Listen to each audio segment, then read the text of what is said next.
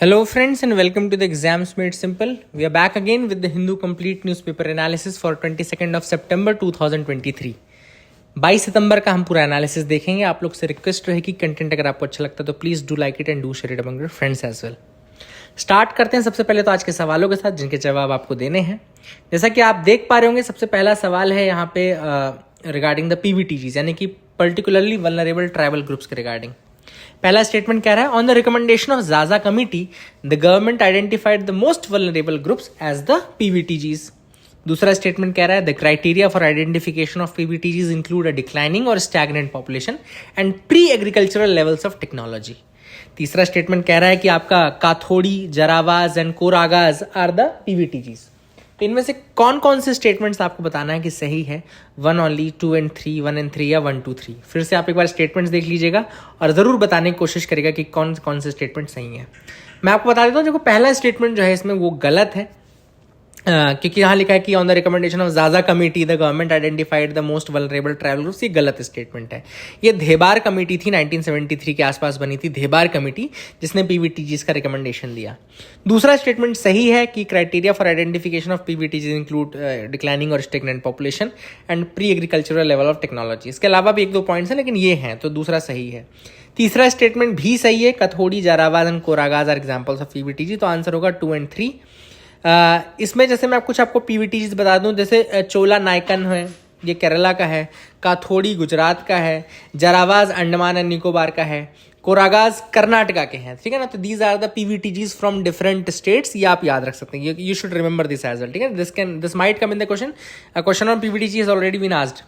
ठीक है, आगे देख लेते हैं. I was talking about the criteria for identifying PVTGs. The criteria includes the following points. The first point is pre agricultural level of technology. Second point is low level of literacy. Third point is economic backwardness. The fourth point is a declining or stagnant population. So these are the criteria. इनमें से 2 point ऊपर लिखे थे. तो I hope you got clarity regarding that as well. समझ में आ गया होगा. Let's move to the next question now. The second question is with reference to the history of India. The terms खुद कश्ता and पही कश्ता are used for. ये 2 terms हैं, खुद कश्ता और पही कश्ता. आपको बताना है कि with reference to the history of India, these terms were used for which of the following? The options are A, warriors, B, traders, C, weavers and D is peasants. ठीक है ना. The correct answer for this is D, peasants. This question has also been asked in UPSC examination and उस समय उसने बकायदा खुद कश्ता और पही कश्ता के बारे में डिफाइन करके पूछा था. But this is the answer for this question. Let's move to the third question now. The next question is which of the following statements correctly defines the term sealed cover jurisprudence? So you have to answer what is sealed cover jurisprudence. Now there are 4 options here in this case. The option A is it is a practice used by the Supreme Court and High Court for conveying their judgments on cases involving terrorists in sealed envelope to ensure national security. B is it is a practice used by the Supreme Court and High Court for asking information from strategic agencies from abroad including FBI, CIA, Mossad and others. Third is it is a practice used by Supreme Court and sometimes lower courts for asking for information from government agencies in sealed envelopes that can only be assessed by the judges.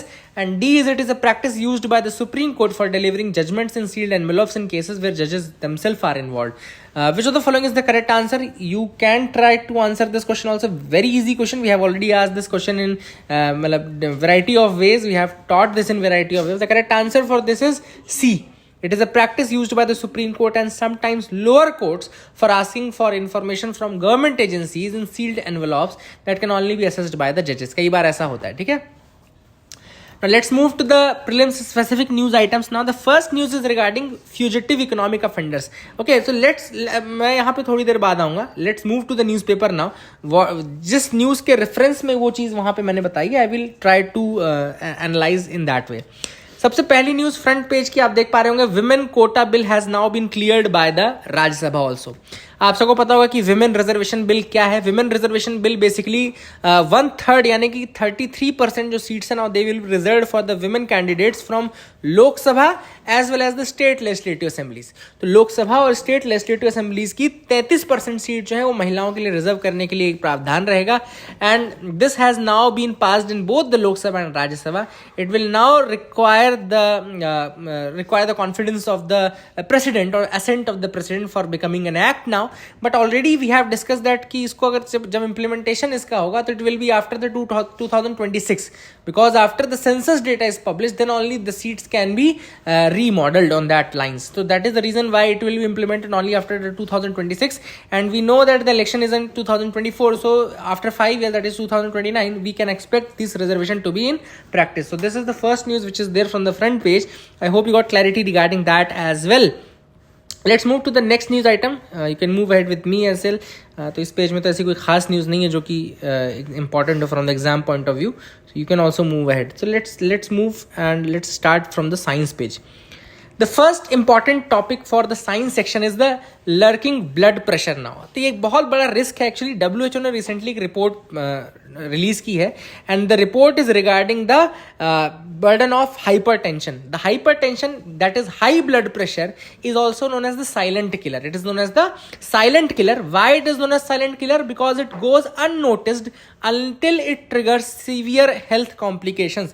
Why do we call BP or blood pressure problem or hypertension problem as a silent killer? The reason is that it goes unnoticed until it triggers severe health complications. And what health complications can it trigger? It can trigger strokes, it can trigger heart attacks, kidney damages, heart failures. And what is the range, क्या ratio है, मतलब क्या range है जब हम मानते हैं कि हाइपरटेंशन है? द रेंज इज 140-90, मतलब कि जब आपका सिस्टोलिक डायस्टोलिक में 140-90 होता है then that is known as the blood pressure, है ना, कि अगर 140 से ऊपर चला गया और जो नीचे वाला है अगर वो 90 से ऊपर चला गया then we call that hypertension, ठीक है ना. So WHO has release this report as global impact of the hypertension, global report on the hypertension और global impact of the hypertension, we can say that. And यहाँ पे जो ratio निकल क्या है कि 1 in every 3 person, हर 3 में से एक व्यक्ति जो है, every 1 adult in 3 adults is suffering from hypertension. So that is quite a concern. And जैसा कि मैंने आपको बताया, it is a silent killer because it goes unnoticed until it creates other damages. And one another fact was there in this report, that is nearly 4 out of 5 people with hypertension are inadequately treated. मतलब कि हर 5 में से 4 व्यक्ति जिनको hypertension है they are अनएडिक्वेटली treated, मतलब कि उनका ट्रीटमेंट सही ढंग से नहीं हो रहा है. इधर they don't know about that, और if they are knowing about that then they are in such a condition that they are not able to avail the medical facilities for that. For example, they are in the middle income countries or in the countries where the out of pocket expenditure is very high. So if they are in such a condition then that will also become a problem for getting that treatment. So that is the thing which is important. I hope you got clarity regarding that. India में बहुत ज़्यादा burden, obviously बात है, India में भी hypertension का burden ज़्यादा, it has increased a lot and recently it has increased a lot. It is nearly 20 to 25% in case of women and male, है ना, लगभग इसी के आसपास का रेशियो है, 20 से 25% के आसपास का. तो you can remember that as well. I hope you got clarity regarding this as well. Now we can move ahead. Now what is PCOS? Condition है PCOS, उसके बारे में भी आया था साइंस पेज में. So let me tell you that PCOS basically women के case में कंडीशन है, एंड यहाँ पे पॉलीसिस्टिक इसको बोलते हैं, पॉलीसिस्टिक ओवेरियन सिंड्रोम बोलते हैं. पॉलीसिस्टिक ओवेरियन सिंड्रोम मतलब जो ओवरी होती है विमेन की, उसकी वहाँ ओवरी में सिस्ट हो जाता है, एंड इस कारण से कंसीव करने में यानी कि डिलीवरी में बहुत ज़्यादा दिक्कत होती है. And this is a major problem nowadays. PCOS and PCOD both are such and such cases, and ये अभी बहुत ज़्यादा मतलब प्रॉब्लमेटिक भी हो गया है, केसेस काफ़ी ज़्यादा बढ़ चुके हैं. और अभी जो रिपोर्ट आई वो ये आया कि जो एकेडमिक प्रेशर है एडोलसेंट गर्ल्स के ऊपर, मतलब कि जो 13 से 19 साल के बीच की लड़कियां हैं, जो एडोलसेंट की एज होती है लड़कियों की, उस दौरान अगर उनके ऊपर बहुत ज़्यादा एकेडमिक प्रेशर पड़ा है, so that can also be one of the reason for the PCOS. तो याद रखिएगा, PCOS is polycystic ovary syndrome. Write down this, polycystic ovary syndrome. और इसमें फिर कंसीव करने में और डिलीवरी में जो है वो दिक्कत होती है. So you can remember this fact as well. I hope you got clarity regarding that. This is the thing which is there. Now we can move to the next sections. Business section में move करते हैं.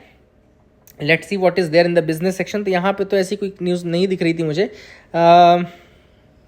Okay, so this is not a news to discuss. आप देख सकते हैं, आप भी मेरे साथ देख लीजिए, है ना. Now TRAI outlines broadcast policy. तो यहाँ पे आप देख सकते हैं national broadcasting policy. It has now emerged as telecom regulatory authority of India has consulted stakeholders. यहाँ पे telecom regulatory authority of India जो है, ट्राई जो है हमारी बॉडी है टेलीकॉम रेगुलेशन की, उसने ब्रॉडकास्टिंग पॉलिसी जो है वो आउटलाइन कर दी है, ठीक है ना. Broadcasting policy has now been outline. और ये जो पॉलिसी पॉलिसी रहेगी, it is basically to bring parity in television and OTT streamings. मतलब जो टेलीविजन है और OTT स्ट्रीमिंग है वहाँ पर ये पैरिटी लाने के लिए कहा गया है। यहाँ पे कुछ प्रपोज जो पॉइंट्स हैं मैं आपको बता दूँ। It include promoting content production in India that promotes Indian culture, expanding institutional capacity, promoting research। या देख लो ये सारे पॉइंट इंपॉर्टेंट है इस पॉलिसी में क्या क्या पॉइंट है कि भैया ऐसे कंटेंट को प्रमोट करो जो कि इंडियन कल्चर को रिप्रेजेंट करता हो, इंडिया की इंस्टीट्यूशनल जो कैपेसिटी है ब्रॉडकास्टिंग में उसको इंप्रूव करना है, रिसर्च को इंप्रूव करना है, adopting a coherent and modernised approach, एक कोहेरेंट और मॉडर्नाइज्ड अप्रोच लेनी है। इस यहाँ पे जैसे कि print, radio, television as well as digital media के केस में एक मॉडर्नाइज्ड अप्रोच, मॉडर्निज्म और टेक्नोलॉजी को इंक्लूड कराना है, ऐसी बात की कही गई इस पॉलिसी में। I hope you got clarity regarding that as well, समझ में आ गया होगा। आगे मूव करते हैं, देखते हैं और क्या इंपॉर्टेंट न्यूज आर्टिकल है। यहाँ पे देखो लिखा है, चलो नेक्स्ट पेज पे मूव करते हैं। Let's come to the world page. यहाँ पे व्लादिमीर ज़ेलेंस्की जो है ही has won a defence deal. अभी US में वो गए थे, है ना, एंड वहाँ पे उनको डिफेंस डील, लेकिन कुछ जो फाइटर उनको चाहिए थे वो उनको नहीं मिल पाया। हालांकि आपको पता है कि यूक्रेन और रशिया के बीच में वॉर चल रहा है, so that is the reason why it was in news. Armenia और अजरबैजान के बीच में वॉर चल रहा था अभी because of the Nagorno Karabakh reason. तो ये मैंने ऑलरेडी कई बार आपको पिछले 2 दिन में बताया है। हालांकि उसमें सीज वायर किया गया है, लेकिन आर्मेनिया ने बताया कि अजरबैजान ने बहुत ज़्यादा वायलेंस किया नगोर्नो काराबाख रीजन में। आपको पता, मैंने एक बार कई बार बताया, फिर बता रहा हूँ, नगोर्नो काराबाख इंटरनेशनली अगर आप देखेंगे तो अजरबैजान का हिस्सा माना जाता है इसको, लेकिन वहाँ मेजॉरिटी जो लोग रह रहे हैं वो आर्मेनियंस रह रहे हैं। जो एथनिकली वहाँ पे रह रहे हैं लोग वो they are basically your Armenians. So that is the reason why Armenia also claims कि यार हमारा है। This is what is happening, ठीक है ना। आगे देखते हैं, Saroja Vaidyanathan the Bharatanatyam dancer has passed away. तो यहाँ पर सरोजा वैद्यनाथन जो है she has passed away. She is from the Bharatanatyam dance. ये एक तो पर्सनालिटी के बारे में था, तो थोड़ा मैंने आपको सोचा कि बता दूं। पर्सनालिटी बेस्ड का भी क्वेश्चन अगर पूछे सरोजा वैद्यनाथन के बारे में तो यू कैन आंसर दिस, है ना। थोड़ा सा भरतनाट्यम के बारे में आपको UPSC के परस्पेक्टिव से बता दूं। It is one of the classical dance forms. Classical dance form में भरतनाट्यम, आपको पता होगा 2000 साल पहले भी ये था। और इसमें इंडिया में एक बहुत फेमस नाम है भरतनाट्यम का, जिसमें रुक्मणी देवी अरुंडेल का नाम आपने सुना होगा। Rukmani Devi Arundale, she is very famous Bharatanatyam dancer. PETA के फॉर्मेशन में भी काफ़ी इनका बड़ा रोल रहा है। भारत मुनि का नाट्य शास्त्र जो लिखा है, अभिनय दर्पण जो लिखा गया है, और नंदिकेश्वरा के द्वारा। नाट्य शास्त्र किसने लिखा था? भारत मुनि ने। और अभिनय दर्पण लिखा था किसने? नंदिकेश्वरा ने। इन दोनों में ही भरतनाट्यम का जिक्र किया गया है। टेम्पल्स में ये काफ़ी ज़्यादा पहले किया जाता था, याद रखिएगा, है ना। That is the thing which is important. Rukmini Devi Arundale मैंने आपको ऑलरेडी बता दिया। और यहाँ पे जो कुछ तमिल एपिक्स भी आपने देखे होंगे। शिलापदिकरम जानते होंगे आप लोग।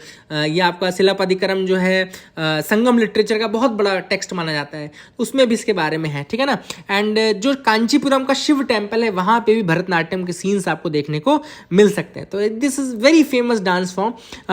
अगर हम भरतनाट्यम डांस को एक हार्य भी कहा जाता है। एक हार्य, याद रखिएगा, एक हार्य। भरतनाट्यम को एक हार्य क्यों कहा जाता है? Because one dancer takes on many roles in a single performance. क्या होता है कि जब भरतनाट्यम का डांस होता है तो जो एक डांसर रहता है वो बहुत सारे रोल्स लेता है अपने एक सिंगल परफॉर्मेंस में। So that is why it is known as एक हार्य, ठीक है ना।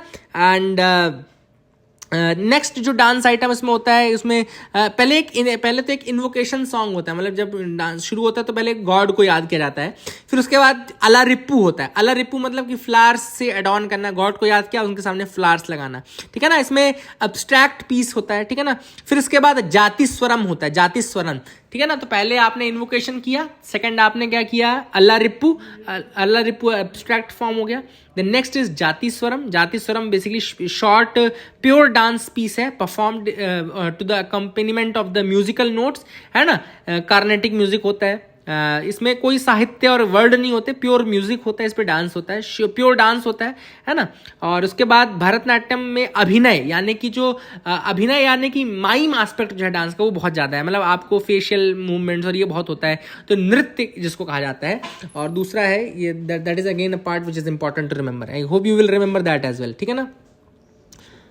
आगे मूव कर सकते हैं ना, वी कैन मूव अहेड। इसमें कुछ और चीज़ें जैसे मृदंगम होता है, इसमें सिंबल होते हैं, नट्टू वानर होता है, ये अलग अलग इंस्ट्रूमेंट्स हैं जो कि किए जाते हैं। कुछ नाम आप याद रख सकते हैं, सरोजा वैद्यनाथन मैंने आपको बता दिया। इसके अलावा सुंदरम मीनाक्षी सुंदरम पिल्लई हैं, बाला सरस्वती हैं, they are exponents of this. Rukmini Devi Arundale आप याद ही रखिएगा, है ना। I hope you got clarity regarding that as well.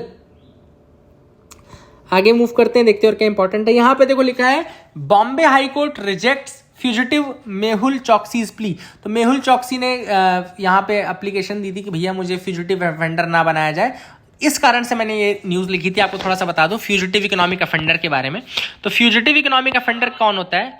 Fugitive economic offender एक ऐसा व्यक्ति होता है जिसने यहाँ पे कोई इकोनॉमिक क्राइम किया है, फिर वो यहाँ के लीगल सिस्टम से बचने के लिए भाग गया है कहीं और, ठीक है ना। 100 करोड़ या 100 करोड़ से ज़्यादा कोई ऐसा घोटाला किया होगा जिसमें उसके ऊपर इकोनॉमिक क्राइम लग रहा है, लेकिन फिर वहाँ यहाँ के सिस्टम से वो अरेस्ट नहीं हुआ और यहाँ से बचने के लिए कि यहाँ के जुडिशियल सिस्टम को ना झेलना पड़े, वो बच के भाग जाए कहीं और दूसरी कंट्री में, ठीक है ना। तो that is a fugitive economic offender. एक स्पेशल कोर्ट रहता है, वो नोटिस देता है ऐसे व्यक्ति को कि भैया आप इन पर्सन आओ, 6 वीक का समय दिया जाता है। अगर व्यक्ति आ जाता है तो प्रोसीडिंग्स टर्मिनेट हो जाएंगी अगर पर्सन आता है तो। अगर पर्सन अपीयर नहीं होता है तो उसको फ्यूजिटिव इकोनॉमिक ऑफेंडर फिर डिक्लेयर कर दिया जाता है। अगर कोई व्यक्ति फ्यूजिटिव इकोनॉमिक ऑफेंडर डिक्लेयर किया जा चुका है तो वो हाई कोर्ट में 30 दिनों के अंदर, मतलब जिस दिन उसको डिक्लेयर किया गया उसके 30 दिनों के अंदर हाई कोर्ट में जाकर के एप्लीकेशन दे सकता है कि भैया मुझे क्यों किया गया है। इसको करने के लिए 2018 में फ्यूजिटिव इकोनॉमिक ऑफेंडर्स एक्ट लाया गया था। तभी नीरव मोदी और मेहुल चौकसी का बहुत ज़्यादा मैटर उठा था। पंजाब नेशनल बैंक का आप सबको पता होगा, वहाँ पे काफ़ी बड़ा घोटाला किया था। अब इसमें ईडी का क्या रोल है? तो ईडी का बेसिकली रोल ये है, इन्फोर्समेंट डायरेक्टरेट को इसमें मैंडेट दिया गया है to attach the properties of the fugitive economic offenders. जो फ्यूजिटिव इकोनॉमिक ऑफेंडर्स हैं उनकी प्रॉपर्टी अटैच करने का जो जिम्मा है वो इन्फोर्समेंट डायरेक्टरेट को दिया गया है, ठीक है ना। तो ये भी इंपॉर्टेंट चीज़ है जो आप याद रख सकते हैं। उनकी प्रॉपर्टीज कन्फिस्केट की जा सकती हैं। तो all these things are important. I hope you got clarity regarding. Let me turn off the network, yes it is off. तो ये एक इंपॉर्टेंट चीज़ है, ठीक है। I hope you got clarity regarding that as well. आपको समझ में आ गया होगा। Now you can move ahead, ठीक है। तो यहाँ पे हमने फॉरेन पेज देखा, this page also we have seen. Now let's come to the news section. News में यहाँ पे आप देख सकते हैं, सो दिस पेज कुछ ऐसी खास न्यूज़ नहीं थी। यहाँ पे भी अभी इस समय कनाडा के साथ हमारे रिलेशन बहुत सही चल नहीं रहे because of the Khalistani issue, but ठीक है, इंडिया ने अपना स्टैंड क्लियर किया। That is a very good thing. India ने अपना स्टैंड एटलीस्ट क्लियर रखा है। Okay, so now we can move head. Tracking India's growth trajectory. अब यहाँ पे ऑथर ने जो आर्टिकल लिखा है वो लिखा है कि इंडिया की ग्रोथ ट्रेजेक्ट्री कैसे देखी जाए। देखो ऑब्वियस सी बात है, ऑथर ने सबसे पहले बताया कि ग्रोथ देखने के लिए हमारे पास क्या आंकड़े हैं। तो ऑथर का कहना है ग्रोथ देखने के लिए भाई 2 आंकड़े हमारे पास। एक आंकड़ा है जीडीपी, हम प्रेजेंट क्वार्टर की देख लें, और एक जीडीपी हम पूरे साल की देख लें। भाई ग्रोथ देखने के लिए तो जीडीपी देखेंगे ना। अब ऑथर ने कहा कि इंडिया में जो जीडीपी कैलकुलेट की जाती है, the Indian GDP is calculated basically, बहुत सारे कॉम्प्लेक्स फार्मूला आए पहले, बहुत सारे मेथड्स आए कि एक्सपेंडिचर मेथड से काउंट करें, कि नेशनल इनकम मेथड से काउंट करें, कि हम क्या करें। तो अभी जो अप्रोच लाई जाती है, यूज़ की जाती है, वो इनकम अप्रोच है। इनकम अप्रोच में क्या किया जाता है, बेसिकली जितने भी फैक्टर्स ऑफ प्रोडक्शन है, फैक्टर्स ऑफ प्रोडक्शन कौन कौन से हैं? Land, labour, capital, entrepreneurship. 4 हो गए, land, labour, capital, entrepreneurship. Land के ऊपर आपका लगता है रेंट, लेबर में लगता है आपका वेजेस, कैपिटल में आपका मिलता है आपको मतलब कैपिटल लगती है और जिसमें मशीनरी इन्वेस्टमेंट आप करते हैं, एंड एंटरप्रेन्योरशिप जिसमें फिर आपका रिस्क फैक्टर और प्रॉफिट सब इन्वॉल्व रहता है, ठीक है ना। तो इसमें आप क्या करते हैं, इनकम आप अलग अलग फैक्टर्स ऑफ प्रोडक्शन की देखते हैं, ठीक है ना। उसके बाद आप उसमें टैक्सेस, डेप्रिसिएशन हटा देते हैं तो आपको मिल जाती है फिर उसके बाद आपका और इसमें नेट फॉरेन फैक्टर इनकम भी आप जोड़ देते हो तो आपको अपने उसका पता चल जाएगा, ठीक है ना। एक और मेथड होता है, एक्सपेंडिचर मेथड भी होता है कि कौन कितना खर्चा कर रहा है ना। अब यहाँ पर जो एक्सपेंडिचर मेथड है, एक्सपेंडिचर अप्रोच जो है वो डिक्टेट करती है headline growth to be 4.5%। Income कह रहा है कि भैया जो ग्रोथ है वो 7.8% है। तो ये जो डिस्पैरिटी है, ये थोड़ी मोटी डिस्पैरिटी नहीं है, 3 से 4% की डिस्पैरिटी है अगर ग्रोथ में फ्रॉम 2 मेथड्स, तो इसका मतलब है कि मेथडोलॉजी में थोड़ा करेक्शन की आवश्यकता है। तो ऑथर का वही कहना है कि देखो हमारी मेथडोलॉजी सही नहीं है, क्लियर नहीं है, इसलिए हमको कई बार ग्रोथ बढ़ी हुई भी दिखाई दे सकते हो। This is what has been said by the author in this article, first thing. Second जो पॉइंट ऑथर ने उठाया वो ये है कि एम्प्लॉयमेंट, मतलब कि अगर आपकी ग्रोथ बढ़ रही है तो आपका एम्प्लॉयमेंट बढ़ना चाहिए। अगर आपकी ग्रोथ बढ़ रही है और एम्प्लॉयमेंट नहीं बढ़ रहा है सो वो जॉबलेस ग्रोथ हो जाती है, जो प्रॉब्लम ऑलरेडी यूपीए गवर्नमेंट में हमने देखी थी, जॉबलेस ग्रोथ की प्रॉब्लम। ग्रोथ तो दिख रही थी लेकिन वो ग्रोथ जॉब नहीं दे रही थी, है ना। और अगर आपके जॉब्स बढ़ेंगे तो आपकी ग्रोथ ऑटोमेटिकली बढ़ने लगेगी। तो ऑब्वियस सी बात है ये सारे इश्यूज भी ऑथर ने उठाए कि यहाँ पे ग्रोथ तो बढ़ रही लेकिन किस तरीके से आप अपने एम्प्लॉयमेंट को बढ़ाएंगे, that is a major factor, ठीक है ना। थर्ड जो पॉइंट ऑथर ने बोला कि वो रेवेन्यू फ्रॉम द टैक्सेस, कि गवर्नमेंट का जो टैक्स रेवेन्यू है फ्रॉम डायरेक्ट टैक्सेस वो वीकेंड हुआ है और इनडायरेक्ट टैक्सेस जो हैं वो बढ़े हैं। इसका रीज़न एक ये भी है क्योंकि जीएसटी जो है वो इनडायरेक्ट टैक्स एक तरीके से माना जाता है एंड सारी रिजीम जो है वो इनडायरेक्ट टैक्स की तरफ शिफ्ट हो रही है। तो लेकिन ये गलत है, क्यों? क्योंकि डायरेक्ट टैक्स जो होता है वो प्रोग्रेसिव टैक्स होता है। मतलब कि अगर अंबानी के ऊपर टैक्स लगेगा डायरेक्ट तो वो अंबानी की प्रॉपर्टी के हिसाब से लगेगा, है ना, तो उसको ज़्यादा देना पड़ेगा। और अगर मेरे जैसे व्यक्ति के ऊपर लगेगा तो मेरे ऊपर कम लगेगा, है ना। तो एक डिफरेंस क्रिएट होता है कि जिसके पास जितनी इनकम है उसके ऊपर उतना टैक्स लगेगा।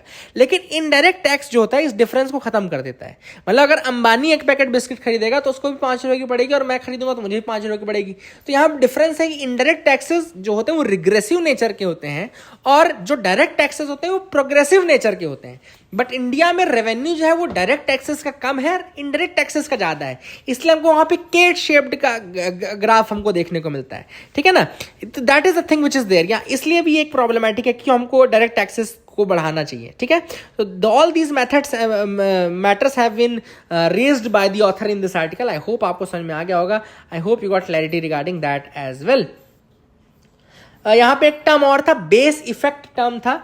बेस इफेक्ट मैं आपको बता देता हूँ क्या होता है। देखो क्या होता है कि इस बार कितनी ग्रोथ हुई इसको जानने के लिए अपन एक बेस ईयर लेते हैं, ठीक है ना।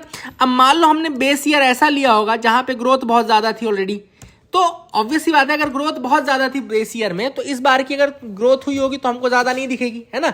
मान लो 10% की ग्रोथ थी और बेस ईयर में और हम अभी 11% दिख रहा है तो अभी हमको दिखेगा भाई 1% की ग्रोथ हुई, लेकिन वो ज्यादा मतलब बेस इफेक्ट के कारण वो चीज हमको इतनी नहीं दिखेगी। और हाँ, अगर कहीं ग्रोथ 2% थी बेस ईयर में और इस साल अगर 5% भी है तो भले 10% से कम है पर हमको दिखेगा कि यार 2 से 5 पहुंच गए, है ना। तो ये बेस इफेक्ट होता है, मतलब कि वो बताता है कि किस तरीके से जो लास्ट बेस रेफरेंस लिया है आपने उसके कंपैरिजन में आप कैसा परफॉर्म कर रहे हो। एक और टर्म यहाँ पे न्यूज में था वो है जीडीपी डिफ्लेटर। तो जीडीपी डिफ्लेटर क्या होता है? बेसिकली क्या होती है, 2 तरीके से जीडीपी आती है। एक तो आपकी नॉमिनल जीडीपी आती है, एक आपकी रियल जीडीपी आती है। तो एक्चुअली नॉमिनल जीडीपी याद रखेगा क्या होता है। Nominal GDP is equals to, लिख लीजिए, nominal GDP is equals to GDP deflator into real GDP upon 100, ठीक है ना। तो मतलब कि जब आप इन्फ्लेशन डिफ्लेशन का मतलब एडजस्टमेंट कर देते हो नॉमिनल जीडीपी में तो आपका रियल जीडीपी निकलता है। मतलब नॉमिनल जीडीपी करंट प्राइसेस पे निकलता है, रियल जीडीपी आपका बेस प्राइसेस पे निकलता है। मतलब वो कंपैरिजन करता है लास्ट जो बेस ईयर लिया आपने। तो nominal GDP equals to GDP deflator into real GDP upon 100। तो अगर मैं जीडीपी डिफ्लेटर बस बोलूं क्या होता है, तो GDP deflator equals to nominal GDP upon real GDP into 100।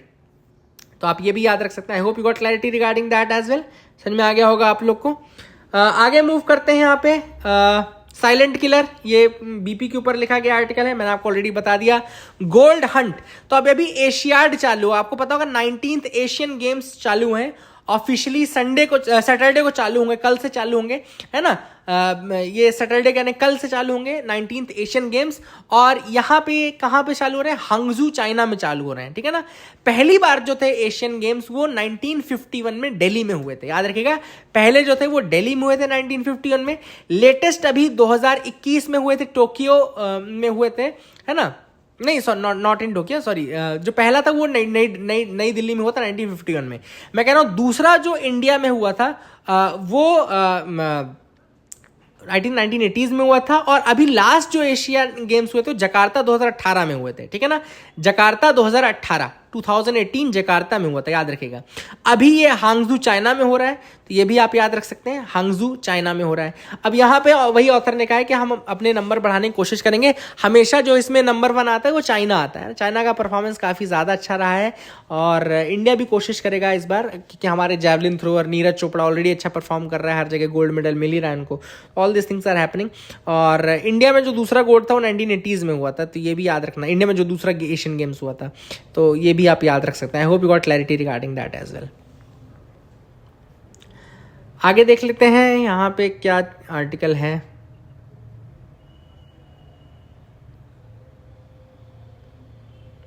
हाँ, जो ये आर्टिकल है देखिए, propelling India's development the right way. अब ये लिखा गया आर्टिकल इंडिया के डेवलपमेंट के ऊपर ही लिखा गया, ठीक है ना। इंडिया का किस तरीके से हम डेवलपमेंट बढ़ा सकते हैं, किस तरीके से हम मासेस की सोशल और ह्यूमन कैपेबिलिटीज को बढ़ा सकते हैं। और जब तक हम इसको नहीं बढ़ाएंगे तब तक हमको जो प्रोग्रेस हमको चंद्रयान में, लूनार उसमें देखने को मिली है, वो हमको इकोनॉमिक के फ्रंट में नहीं देखने को मिल पाएगी, ठीक है ना। तो सबसे पहले ऑथर ने वहीं से एग्जाम्पल स्टार्ट किया कि हम चांद पे पहुंच गए हैं, चांद के साउथ पोल पे one of the first countries बन गए हैं और बहुत सारी ग्रोथ हम ऑलरेडी कर रहे हैं। लेकिन हमारा जो इकोनॉमिक फ्रंट है वो अभी भी वीक चल रहा है। और इकोनॉमिक फ्रंट क्यों वीक चल रहा है? क्योंकि सबसे पहले वहां पे अंडर डेवलपमेंट है ना। What is the problem? Under development. मतलब कि हमारे पास पॉपुलेशन है, हमारे पास डेमोग्राफिक डिविडेंड है, फिर भी हमारा जो ग्रोथ होना चाहिए था उस तरीके से ग्रोथ नहीं हो रहा है। इसका रीजन क्या है? इसका रीजन पहले तो यह है कि जो हमारा इन्वेस्टमेंट है वो मिस डायरेक्टेड है। लिखते रहिए आप लोग पॉइंट कि पहला रीजन ये है कि हमारा जो इन्वेस्टमेंट है दैट इज मिस डायरेक्टेड, मतलब कि सही जगहों पे नहीं लग रहा है जहां पे पैसा लगना चाहिए। कई लोग कहते हैं कि हम लेबर सरप्लस कंट्री हैं, लेकिन हमने लेबर इंडस्ट्रीज के ऊपर लगाया ही नहीं। ये एक रीजन भी है कि क्यों वियतनाम और बांग्लादेश इतना हमसे आगे जा रहे हैं अपैरल और फुटवेयर इंडस्ट्री में, है ना। तो हमको लेबर इंटेंसिव इंडस्ट्रीज के बारे में सोचना चाहिए था, अपने एमएसएमईज के बारे में ज्यादा ध्यान देना चाहिए था। That is the first thing. Second है कि हमने नई टेक्नोलॉजीज बेसिकली अडॉप्ट करने में काफी टाइम लगा दिया है। We are losing the race and we are missing the movement, ठीक है ना। That is another matter which is there. तो जैसा कि मैंने आपको बताया कि यहाँ पे टेक्नोलॉजी को हमको वापस लाना है। और हम ऑलरेडी, जैसे मैं डिस्कस कर रहा था कि वियतनाम और बांग्लादेश किस तरीके से आपने देखा होगा कि अपनी लेबर इंटेंसिव इंडस्ट्रीज़ का फ़ायदा उठा करके हमसे आगे जाने लगे हैं, अपैरल, फुटवेयर, इन सब इंडस्ट्रीज़ में। तो हमको वहाँ पे भी डेवलपमेंट के लिए कोशिश करनी चाहिए। फिर उसके बाद ऑथर ने यहाँ पे जो पॉइंट उठाया वो उठाया कि पब्लिक इन्वेस्टमेंट हमने किया, ठीक है। हमको बहुत ज़्यादा मतलब पहले हम केवल हैविली रिलायंट थे पब्लिक इन्वेस्टमेंट पे, है ना। और अब हमको कोशिश करनी चाहिए कि पीपीपी मॉडल पे हम थोड़ा करें, टेक्नोलॉजी को और ज़्यादा लाएं, है ना। इसके अलावा पब्लिक फंडिंग को बढ़ाएं। पब्लिक फंडिंग मतलब लोगों से हम क्राउड फंडिंग करें, पब्लिक फंडिंग करें, तब जा करके करेंगे, है ना। और इसके अलावा प्लानिंग प्रॉपर रखें अपने डेवलपमेंट के लिए। जो भी प्लानिंग है उसको पहले से करें, प्रिसाइसली टाइम बाउंड मैनर में उनको सपोर्ट करें, उन चीज़ों को कंप्लीट करें। इसके अलावा ऑथर ने कहा कि प्रोग्रेस का एक सबसे बड़ा जो मतलब रोकने वाला है वो है इनइक्वालिटीज़ ऑल्सो। तो आप सबको पता होगा कि डेवलपमेंट में अगर प्रॉपर इगैलिटेरियन डेवलपमेंट नहीं हो रहा है तो उससे भी बहुत ज़्यादा इनइक्वालिटीज़ आती हैं, ठीक है ना। तो इक्विटी जो है वो एक बहुत इंपॉर्टेंट फीचर है। हमको जो डाउन ट्रॉडन पॉपुलेशन है, scheduled caste, scheduled tribes, Dalits, oppressed communities, यहाँ पे हमको बहुत ज़्यादा डेवलपमेंट की ज़रूरत है। ताकि केवल हम वेट नहीं कर सकते कि डेवलपमेंट ट्रिकल डाउन करेगा, we will have to uplift them as well. ये एक बड़ा इशू रहता है। इसके अलावा ऑथर ने उठाया कि जो स्टेट सपोर्ट है, आप जो कर देते हो, स्टेट सपोर्ट देते हो, जो ग्रोइंग इंडस्ट्रीज़ हैं, फॉर एग्जांपल अभी स्टार्टअप इंडिया प्रोग्राम चल रहा है और ये सारी चीज़ चल रही है, तो वो हमको देते रहना है। चाइना, यूएसए ने बहुत ज़्यादा ये स्टेट सपोर्ट दिया है। एजुकेशन की फील्ड में, सोशल बहुत सारे ऐसे फैक्टर्स हैं जो चीज़ स्टेट प्रोवाइड करती, चाहे वो हेल्थ हो, एजुकेशन हो, इन सब मैटर्स में हमको भी पीछे नहीं हटना है। Then only we can think of becoming really developed nation, है ना। तो वो चीज़ यहाँ पे ऑथर ने बताई। सो that is it for the day friends. I hope you liked our video. Please do like, share and subscribe. Keep loving us, keep sharing us. Thank you and have a nice day.